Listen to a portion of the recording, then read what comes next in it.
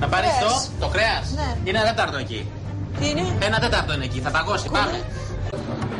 Ένας πελάτης κάνει παράπονα στο Γιάννη το σερβιτόρο και ζητάει να μιλήσει με τον υπεύθυνο γιατί το πιάτο του είναι κρύο. Ο βραβευμένος μας σεφ λίγο πριν φύγει πηγαίνει στη σάλα για να καληνυχτήσει το ραμπί. Και δεν το έφαγα, βλέπεις ότι είναι ακόμα στο πιάτο. Εντάξει, κάτι έχει συμπήσει, δεν μπορούσατε να μας πείτε πριν, γιατί όταν φέραμε τα πιάτα καπολείπατε και τέτοια. Μόλις δεν το έβαλα στο στόμα μου κατάλαβα ότι... Είδαμε λοιπόν ότι το μεγάλο πρόβλημα του εστιατορίου δεν είναι τόσο η κουζίνα όσο το σέρβις. Το σέρβις έχει φοβερά προβλήματα. Καθυστερεί πάρα πολύ, τα πιάτα παγώνουν, ο κόσμος διαμαρτύρεται.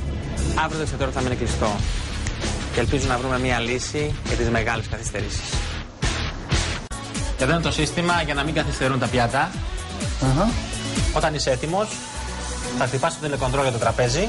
Καταλαβες. Ο σερβιτόρος έχει αυτό στο χέρι του και τον ειδοποιεί. Ο σερβιτόρος δεν θα έρχεται 10 φορές στην κουζίνα. Θα έρχεται μία, θα τον καλείς εσύ. Οκ. Ωραία. Kitchen Plus λέγεται. Εμείς οι δύο πάμε στην κουζίνα να συνεχίσουμε το μαγείρεμα. Είμαστε έτοιμοι. Έτοιμοι.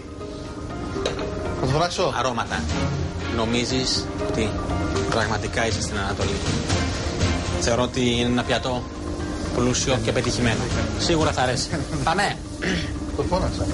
Είσαι έτοιμος εδώ. Θα τους πεις εσύ πώς το τρώνε, έτσι. Κουσκούς, λαχανικά, αρνί, σάλτσες, όλα έτοιμα. Πάμε.